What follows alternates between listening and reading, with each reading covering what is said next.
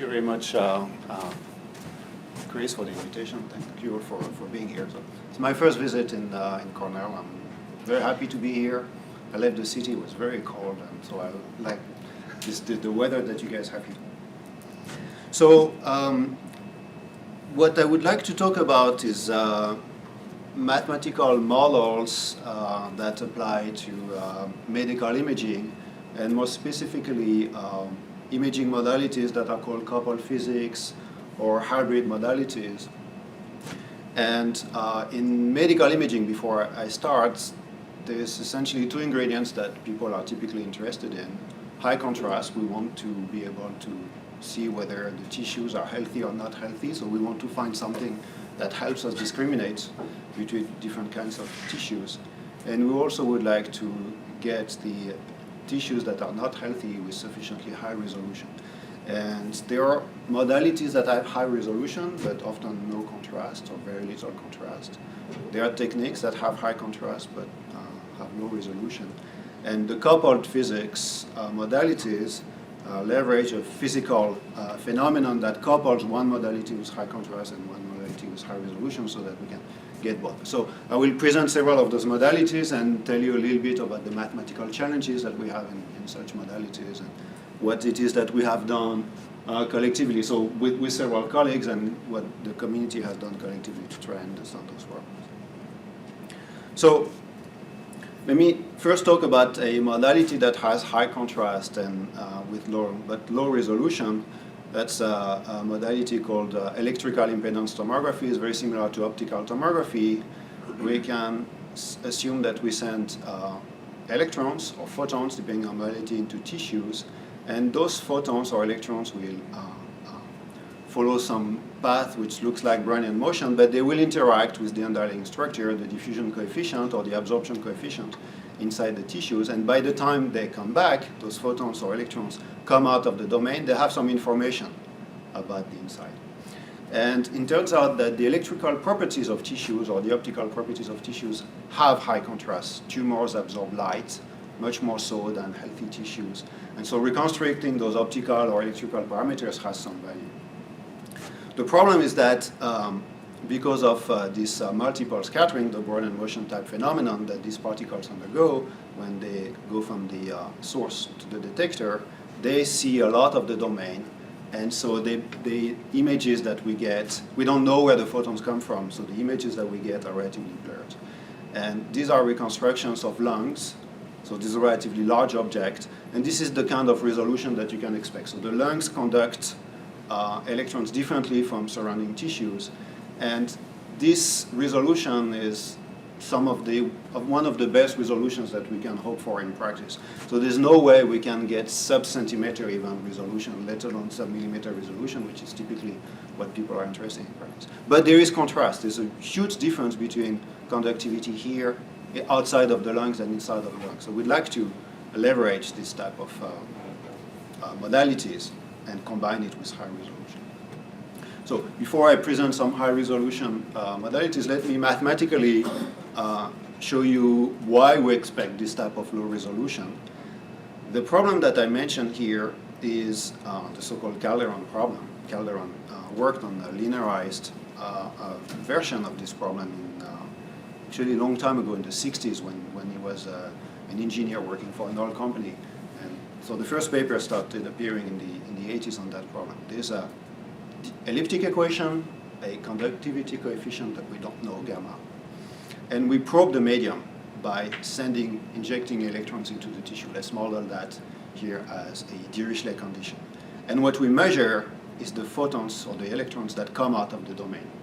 That's the Neumann boundary condition. So the measurements, the maximal measurement that we can do in this type of setting is for any kind of injection of electrons into the tissues, we measure the current at the boundary of the domain.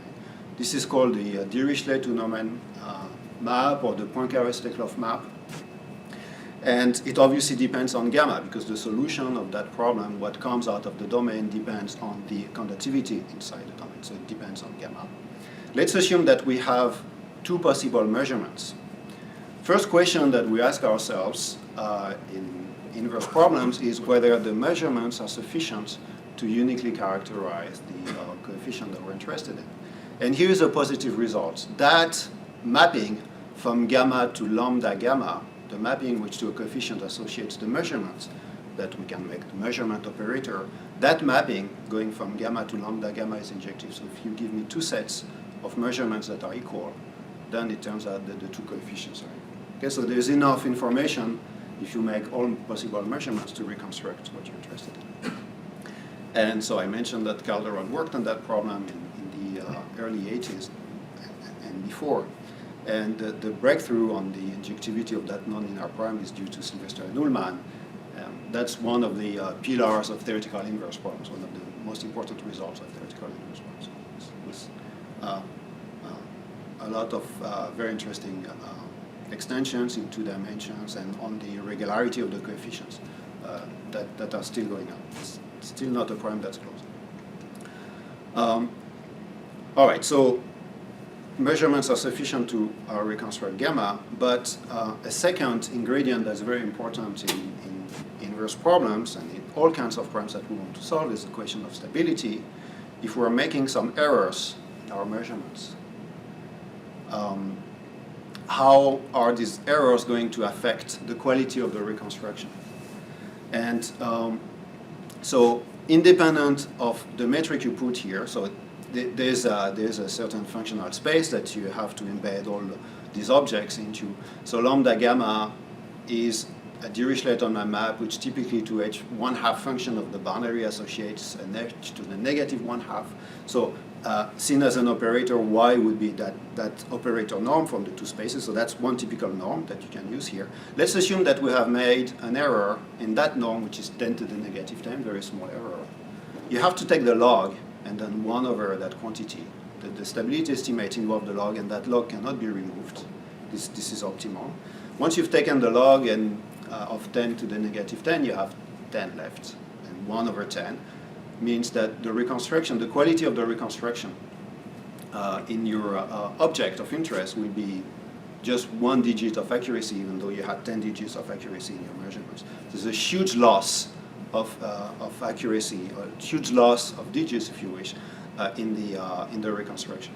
Something that this estimate doesn't say, but it's based on, is that high frequencies of the coefficients we're interested in are highly damped by the time they make it to your detector. And so the inversion, even though the inverse prime is injective, high frequencies require a huge amplification during the reconstruction. And that huge amplification is not possible if you have a little bit of noise, because you will also increase that noise, amplify that noise accordingly.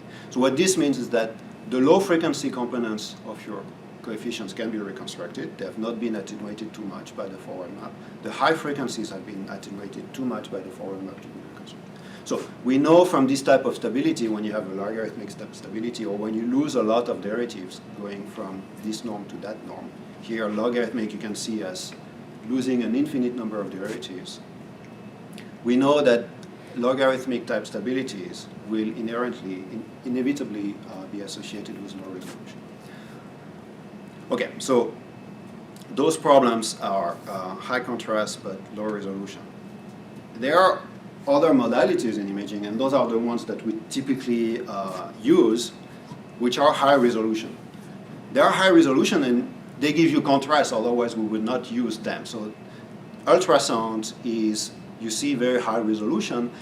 The contrast is between bones and no bones. There are bones somewhere and there are no bones elsewhere, and so the ultrasound are very sensitive to that contrast. However, between a healthy and non-healthy tissue, the contrast is very small because both tissues are bags of water, essentially.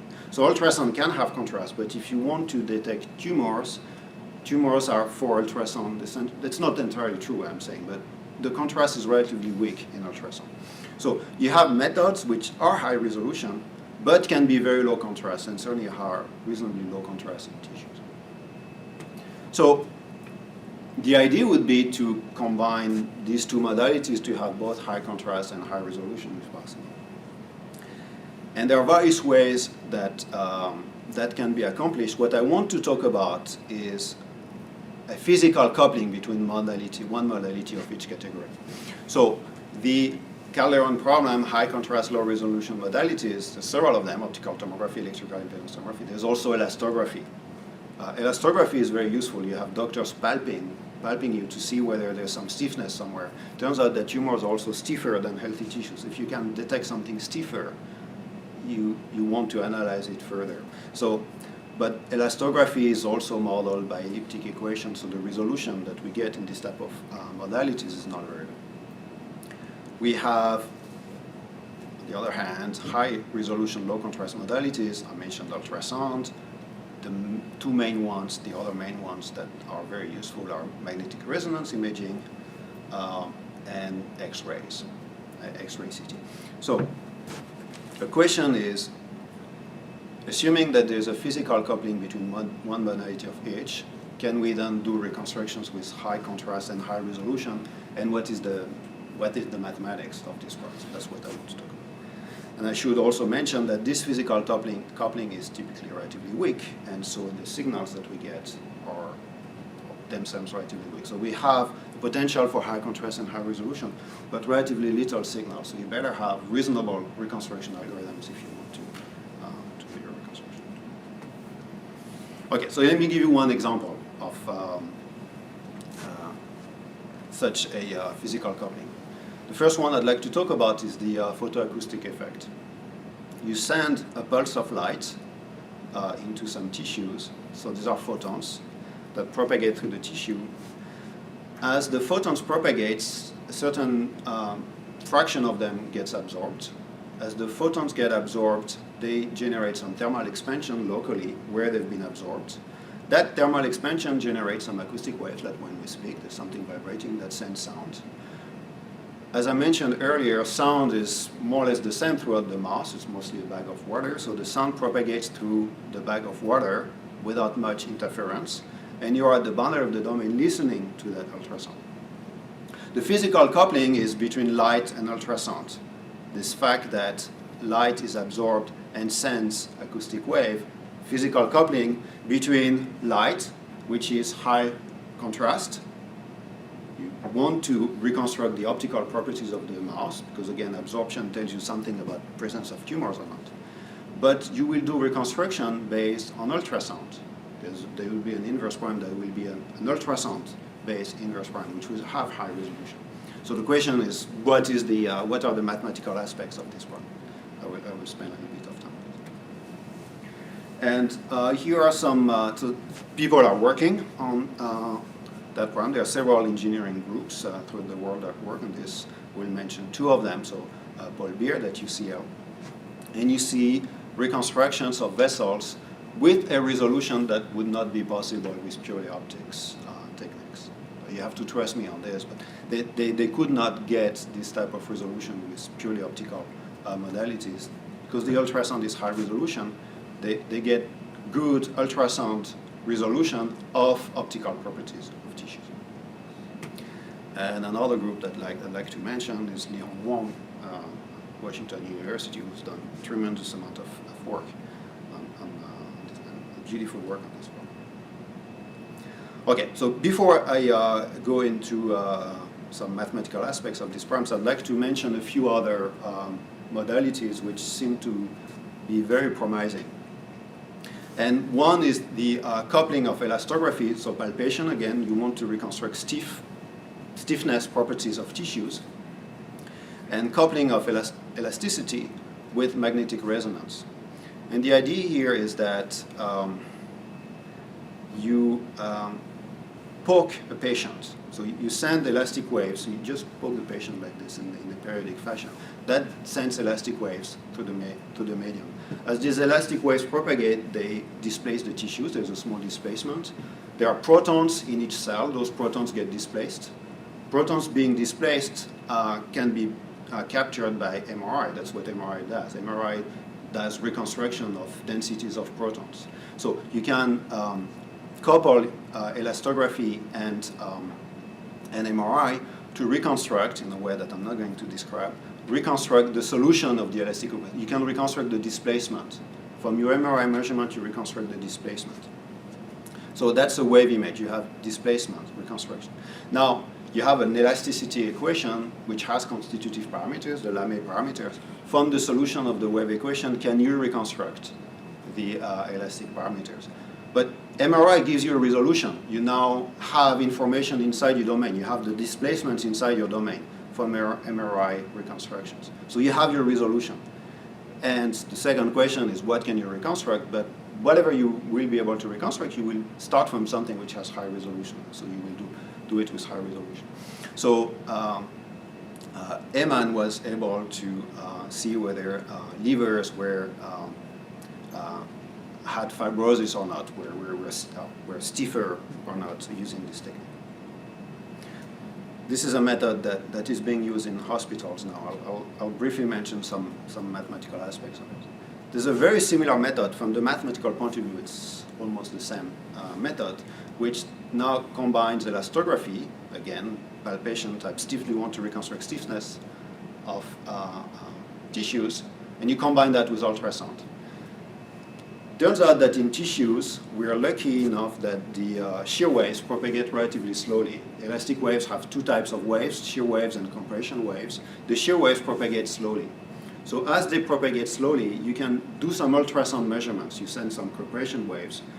And if you send compression waves 1/1000th of a second apart, the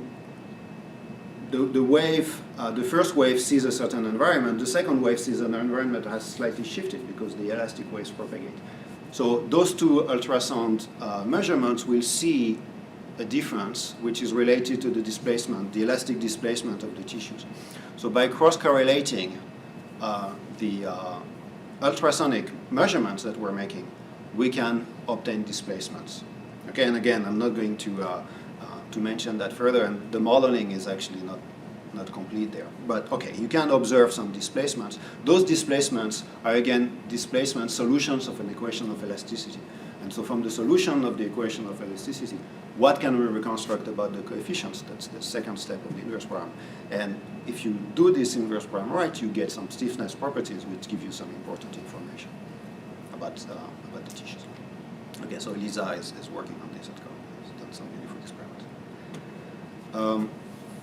There's another way of coupling. There are multiple other ways of coupling different modalities, but let me say a few words about this one, which is ultrasound modulation. We send ultrasound into tissues. Those ultrasounds, let's assume that they propagate. They mostly focus on what point? At one point. It's not true, but let's assume that they focus at one point. At that specific point, the tissues will vibrate because they vibrate at the frequency of the ultrasound because the ultrasound are shifting them. Now, when you send light to the tissues, the photons that go through the tissue, the photons that make it to that point will pick up the frequency change associated to the displaced tissues. And so when you look at the photons outside of the domain that have that frequency shift, you know where they come from.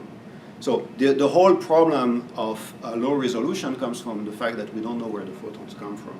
They didn't give us very good information because they are very diffuse. If you know where the photons come from and you have an opportunity to do so here, that gives you, again, reasonable resolution coming from the ultrasound. If you can send ultrasonic signals that focus at one point or close to one point, and that allows us to reconstruct optical properties.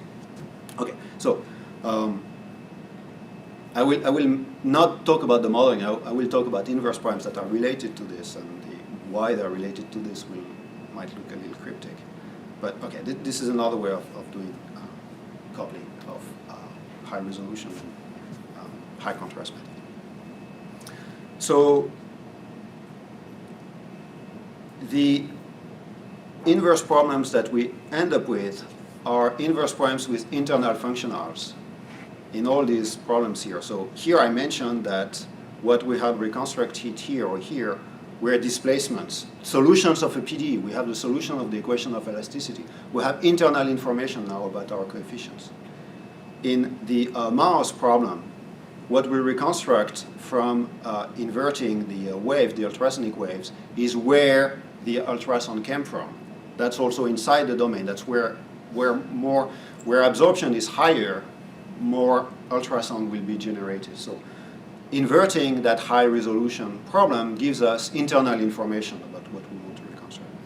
So we have inverse problems now with internal functionals. I'll make those inverse, those functionals more precise, but there are several applications in medical imaging that I've mentioned. There's also applications in hydrology where you want to reconstruct a diffusion coefficient from knowledge of the solution itself.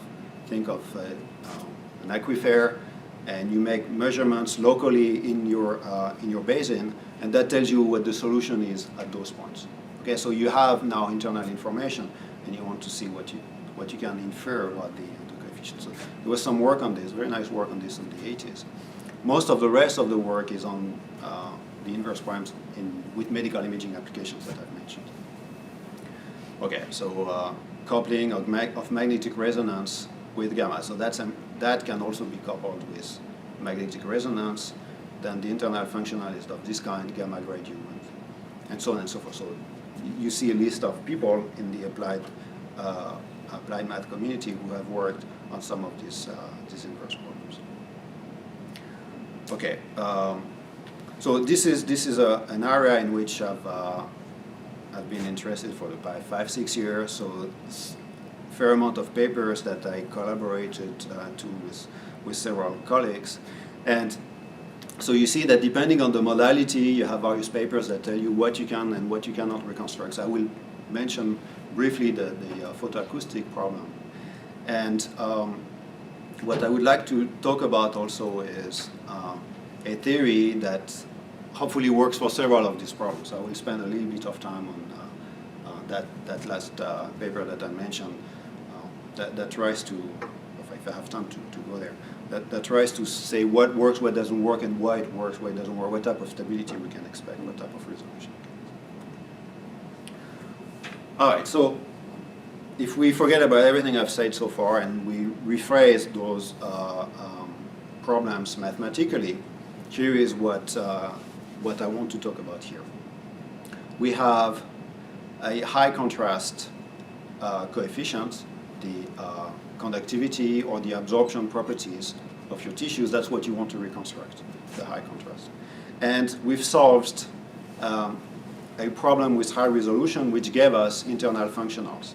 So for photoacoustics, that internal functional will be an internal functional of this kind. I will come back to this in more detail. What you measure is how much acoustic signal has been generated.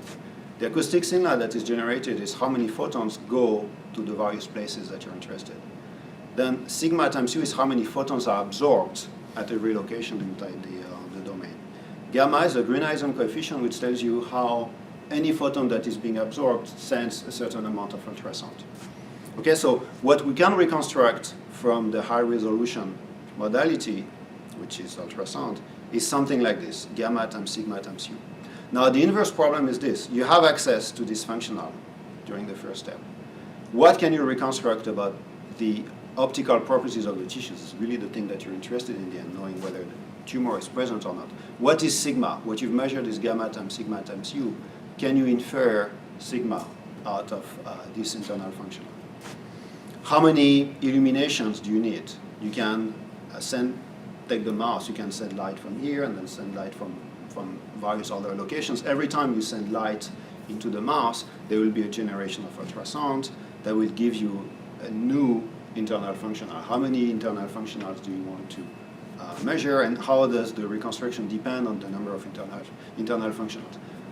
How much does the resolution depend on the time you have your patient sitting there, because every additional measurement obviously takes time. So this is the type of problems we want to understand. I mentioned radiation, high frequency, you said photons into tissues. What you can send is also low frequency electromagnetic waves. We then have slightly different parameters that you're interested in. So there are various couplings and various PDEs that are involved. But in all the problems what I want to talk about here is we have a PDE with unknown coefficients, which could be scalar valued, that we mostly talk about scalar valued or vectoral valued. And we have internal information about the solution. The inverse problem is what can we say about the parameters that are. Okay, so let me tell you where this internal functional comes from for the specific problem of photoacoustics, and I will not talk about the other ones. Photoacoustics, the mass. You send light into tissues, they heat up the medium, they send ultrasound, you model the ultrasound, you time reverse the ultrasound, that gives you some internal information. Let me go through the steps. The light that you send into the tissues the density of light is modeled by a diffusion equation with a diffusion coefficient and an absorption coefficient. So U is the density of photons as a function of position. Let's assume that this model is valid, which is reasonable.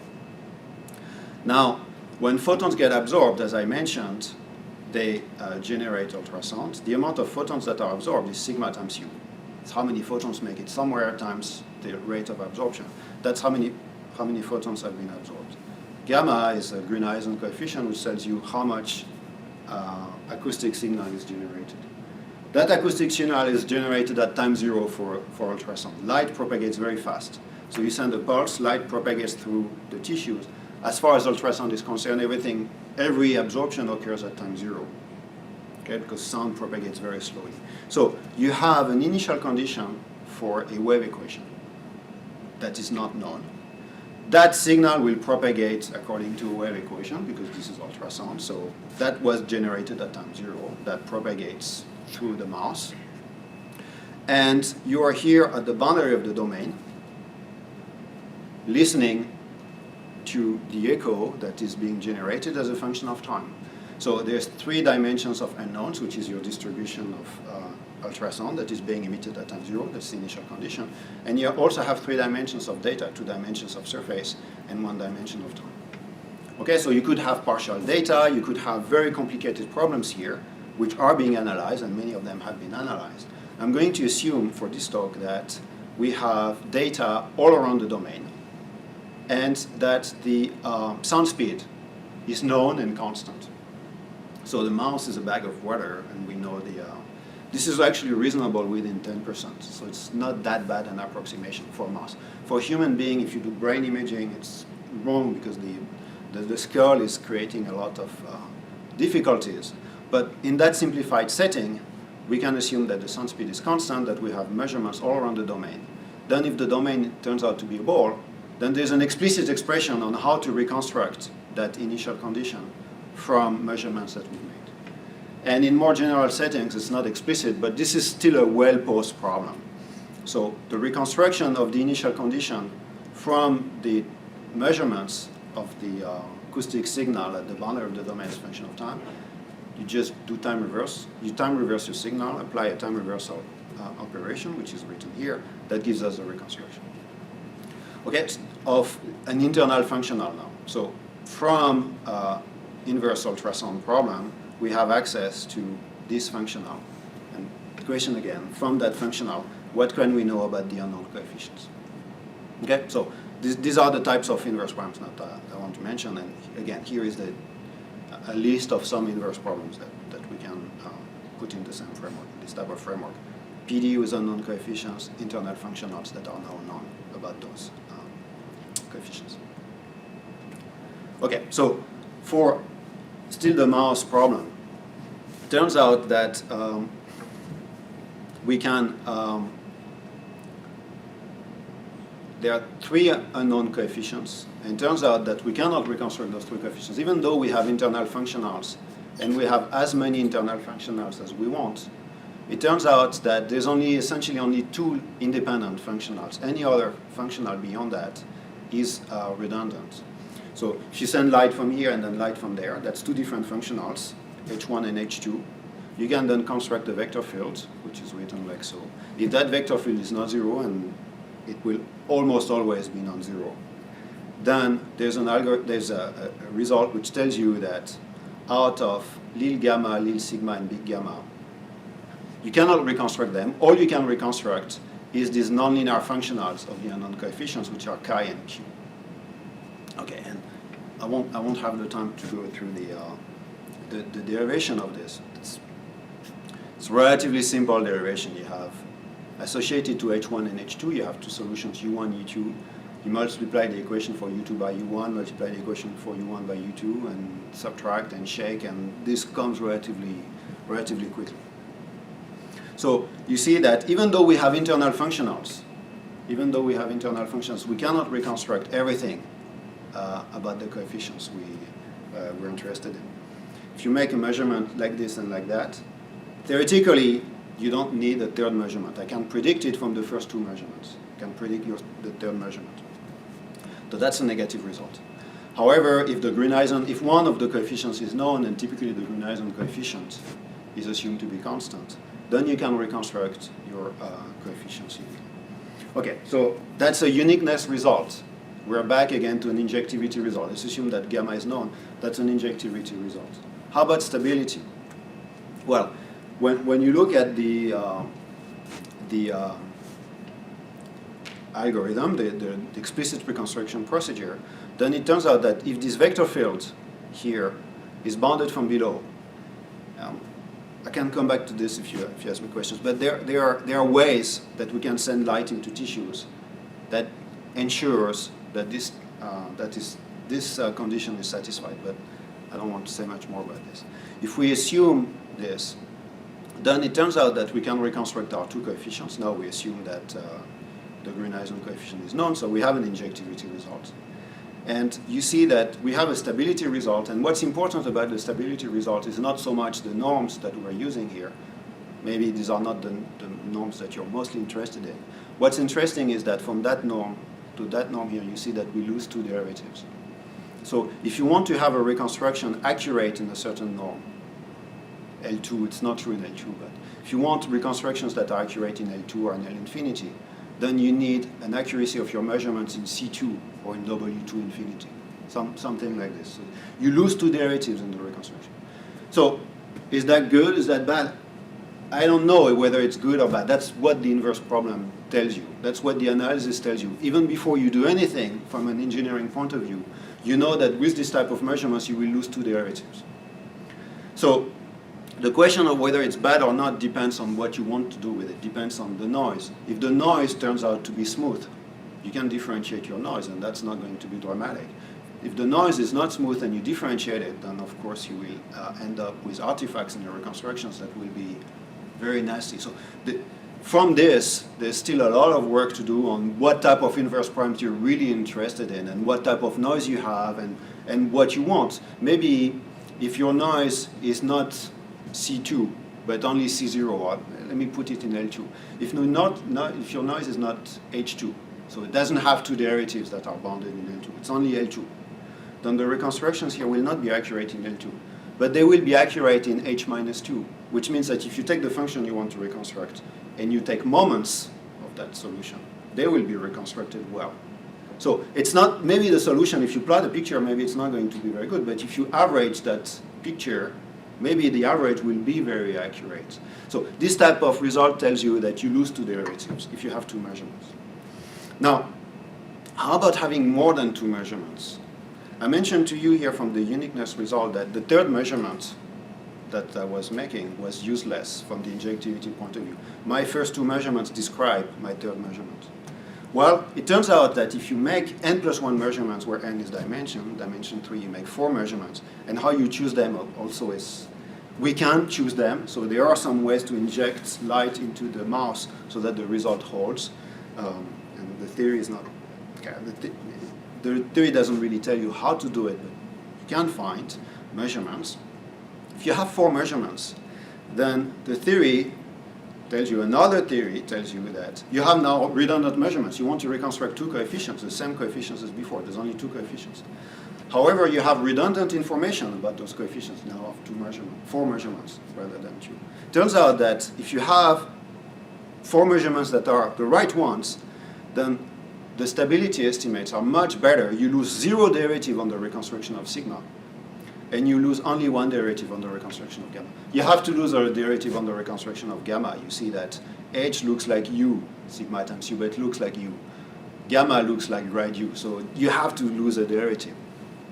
And we can make that more precise. But this stability estimate is much better than before. Having redundant information, which doesn't help for injectivity, actually has a huge benefit that it helps for stability estimates. You don't lose derivatives in the reconstruction system. And do these measurements have to be distinct? I mean, could you repeat the same experiment? Yes, so they are distinct, yes, they are distinct.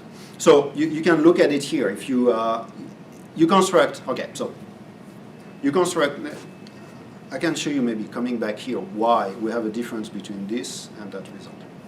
And that will hopefully also answer your question.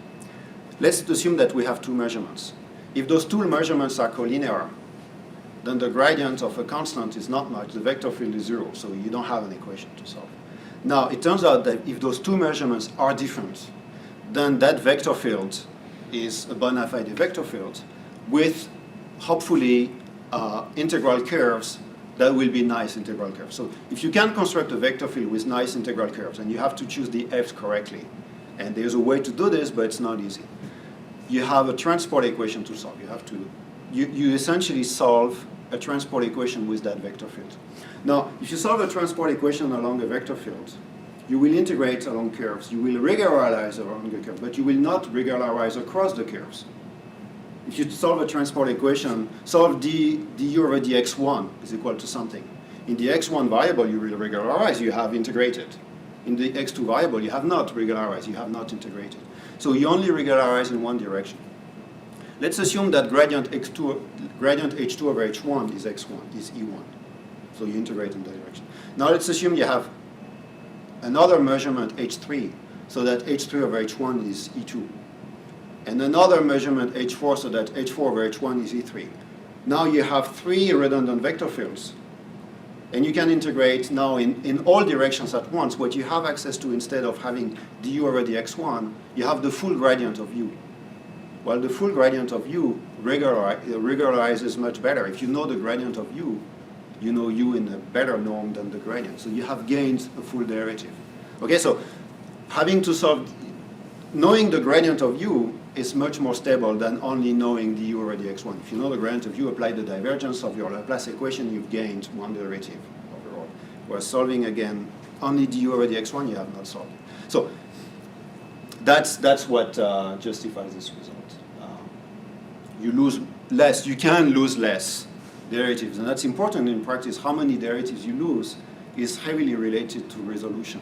Resolution will be much better if you don't lose derivatives, because noise, when noise has to be differentiated, high frequency noise is highly amplified. And so that creates difficulties in reconstructing high frequency components in the object that you're interested in. So the less you differentiate your noise, the better you are in terms of resolution. So resolution here will be better than there. So let me show you some numerical simulations. Contrast might not be very good, but these are jagged. You see some red here, hopefully, a little bit inside the blue. Those are the exact coefficients. Those are coefficients based on solving that transport equation that I just mentioned. So there's a reconstruction procedure. In the absence of noise, everything is perfect. Now you add noise, I don't remember how much, 10%, 15%, and then you have to do something about the noise. So we regularize the noise. The best we could come up with by standard regularization techniques is this type of reconstruction. It's not that bad. It's much better than what you would do with boundary measurements, purely optical measurements, much better than purely optical optics. But at some point you differentiate the noise, so you start seeing some noise. That's with two measurements. Now with four measurements, actually it was more here, but let's pretend it's only it's three measurements because we're in 2 dimensions. You see that with more measurements, we have now redundant information. Instead of integrating in one direction along one vector field, we have several vector fields that we can integrate along, and so we have a better stability estimate. You see that the reconstructions are much, much better. This is completely consistent with these two estimates. Here we've lost derivatives, here we don't lose derivatives. And the reconstructions are much better when we don't than when we do. Okay. All right, so I will relatively briefly go through several of the results that we have obtained in this type of field. Let me move to another inverse problem, which has only one gamma that we don't know, one coefficient that we don't know. And let's assume that now we have internal functionals. Instead of being the h that I had before, instead of being sigma times u, is now gamma times grad u squared. that comes from ultrasound modulation, the problem that I mentioned a little bit. There are some models that the functionals that we have at this. Okay, so there's only one unknown. Let's assume that we've made 2 measurements. So we have 4 equations. If we put everything to the left that we don't know, everything to the right that we know, what we observed is that this is nothing but a nonlinear PDE. Everything on the left here is polynomials of what we don't know and derivatives of what we don't know. It's by definition of PDE. And the right is the right-hand side, which is the source. So what we have to solve is a nonlinear PDE. And the more measurements you have, the more redundant this PDE becomes. Here, gamma, U1, and U2 are 3 unknowns, and we have 4 equations. If we add yet another measurement, we have 2 more equations, but only 1 additional U3 that we don't know. So it will become 6 times 4, and so on and so forth. So the problem becomes much, much more redundant as we add information. Now, when you look at systems like this, a system or an equation in itself does not need to be elliptic. A wave equation is not elliptic, it's hyperbolic. Now, if you have a lot of wave equations together, that you lump equations that are not elliptic together, at some point they will become elliptic. So if you know what elliptic, I will briefly mention it, but I don't think I'll have much time to go through the details here of the derivation. The reason why mathematically we can go from an estimate like this to an estimate like that with redundant measurements is that we move from an equation which is not elliptic to an equation that is elliptic. So let me try to show you some why this is so. So we have an inverse prime which is recast as a nonlinear PDE. Okay, so let me show you that nonlinear PDE might be nasty. Let's look at the same problem that I've just mentioned, but with only 1 measurement. Let's assume that we have 1 H that we know, which is only 1 measurement. The elimination of gamma is trivial. You have 2 unknowns, gamma and U. You can eliminate gamma trivially by saying that it's H divided by grad U squared. Now you have an equation for U. How about solving that equation for U? Well, this equation for U here, if gamma is known, is very easy. It's an elliptic equation, it's nice. This equation is nonlinear, but it's worse than nonlinear. It has lost ellipticity. If you look at it carefully, this is actually a wave equation. You can look at it more carefully. This is rewritten. The principal part in that equation, which is a Laplace equation, it's the Hessian of U. What sits in front of it is no longer identity as you have in an elliptic equation, but identity minus twice d over dt squared. It becomes a hyperbolic equation. Grad U, which you don't know, has a direction. The direction of grad U plays the role of a time, of a fictitious time. This is like as if you had a wave equation in the direction grad U. This is not elliptic. For elliptic equations, we have good stability estimates. For hyperbolic equations, the estimates are less good. So this is what we obtain here. There are additional difficulties. I'll refer you to papers for this. But what we can do with this with 1 measurement is reconstruct gamma with loss of 1 derivative compared to the measurements, because it's a hyperbolic equation. It's a wave equation. We have stability estimates, but we lose 1 derivative. And we can only do it on part of the domain. I mean, this is a wave equation. There are some difficulties that I want to enter. How about redundant systems now? Let's assume now we go back to a lot of measurements. A lot being enough to get something that makes it work.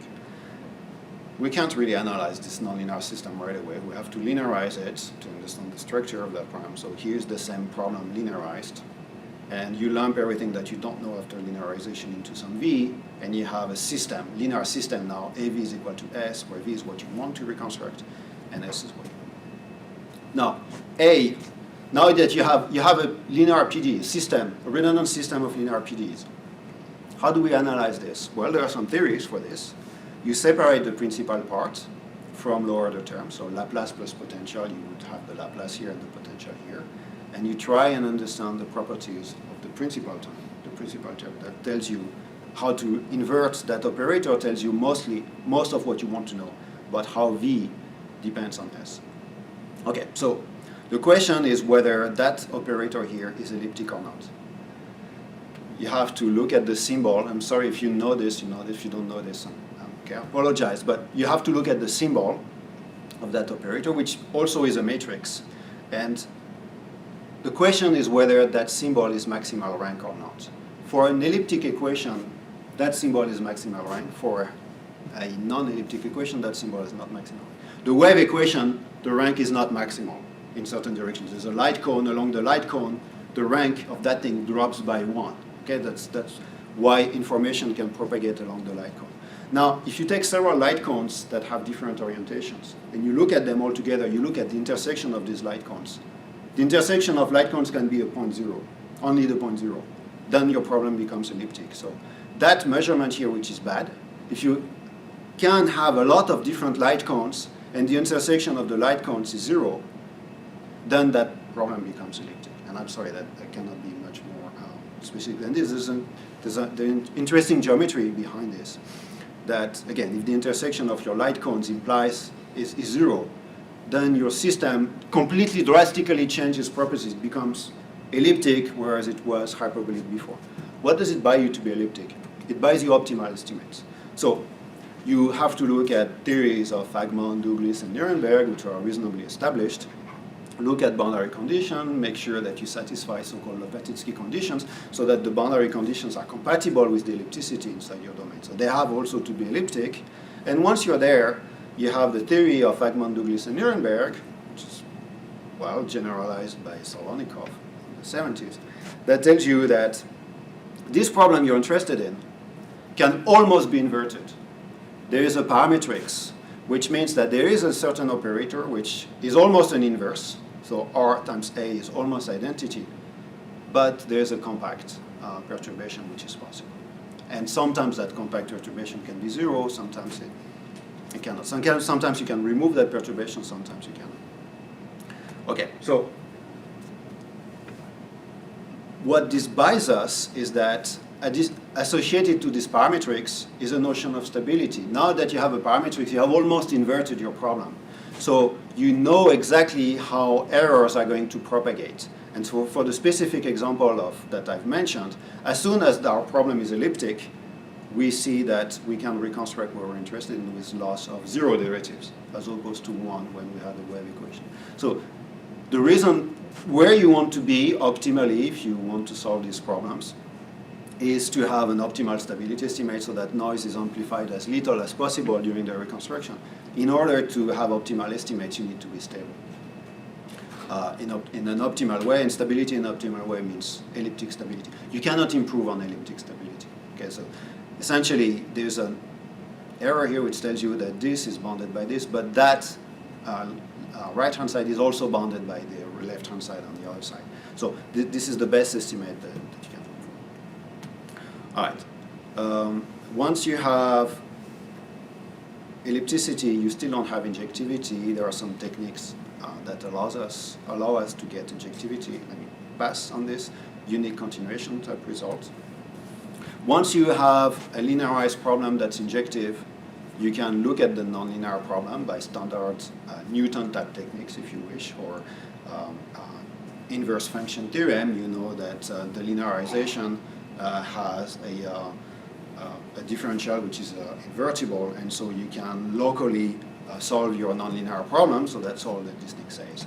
And so now, essentially, we've had to linearize that problem, make sure that it was elliptic, and the conditions to verify are not easy. But once we're in that situation, we know that we're in an ideal situation. Now, let me show you a little bit in practice what we can gain from this. And then you have to tell me how much time I have. I can stop here, or I will have to stop very soon, right? So let me go through that in detail, in some detail. These are reconstructions of gamma with only one measurement. And you see that the reconstructions are not very good. The theory tells us that we can do the reconstruction in some parts of the domain and we lose one derivative. Okay, that's the best we could do. Now, interestingly, let's move to two measurements. This is the exact gamma. This is reconstruction with two measurements. And this is also a reconstruction with two measurements. Now, it turns out that two measurements don't need to be elliptic. You can have two measurements and violate ellipticity. And this is what happens here. There's information that can propagate along the light cones. There's two light cones here, but it turns out that the light cones are twice the same. So the intersection of those light cones is not zero, it's the same light cone. So you can have information that propagates along singularities. If you do this in practice, and a lot of people do, and I've seen a lot of numerics with this type of singularities, and people don't, they present this as if nothing had happened. This looks like you have reconstructed some physical line of some kind. It has nothing to do with physics, it has to do with noise. There's an interface here between high contrast, high and low contrast. That interface here generates a singularity. That singularity can propagate, because it's a wave equation. Waves equation propagates singularities. Well, your numerical algorithm has a wave equation and has propagated that singularity. So that singularity that's here and should only be here has propagated all over the place.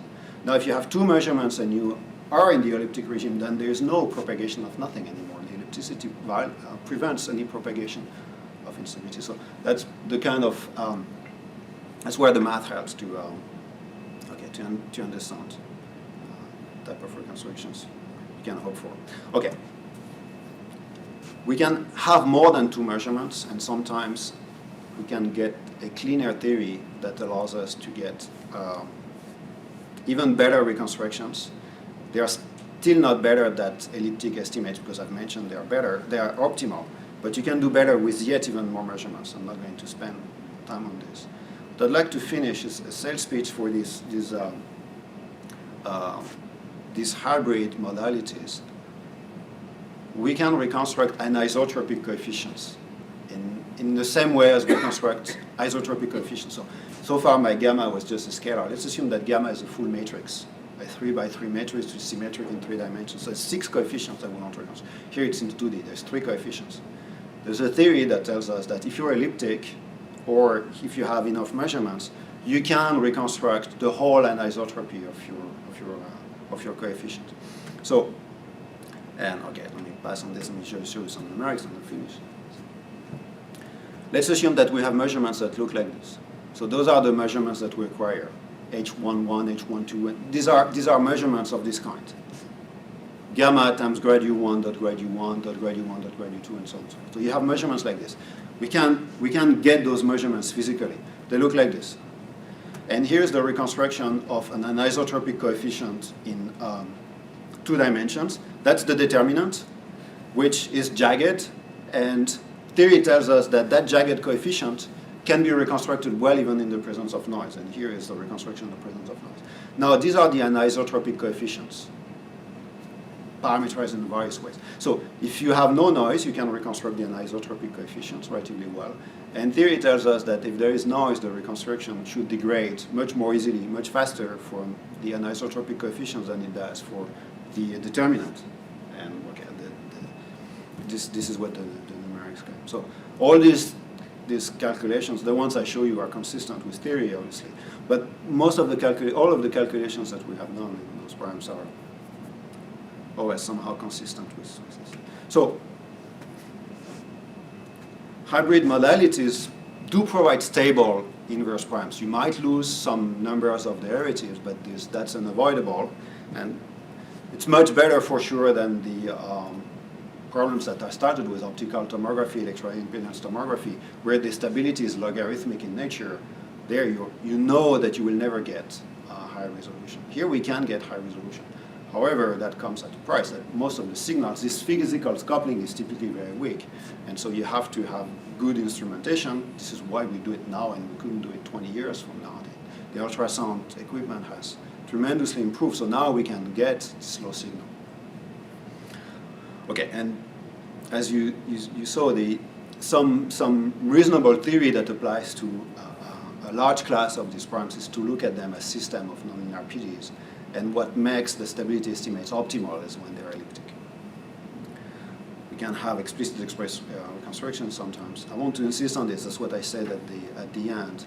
Hybrid inverse problems, those problems are the only ones that I know of that allow us to reconstruct tensor-valued objects and possibly complex-valued objects which could account for dispersive effects and so on. So we'll see whether they make it to hospitals. These modalities start making it to hospitals. We'll see whether they're really improving our medical imaging capabilities. but it looks like they have a good potential, and the mathematics is fun at least. Okay, thank you very much.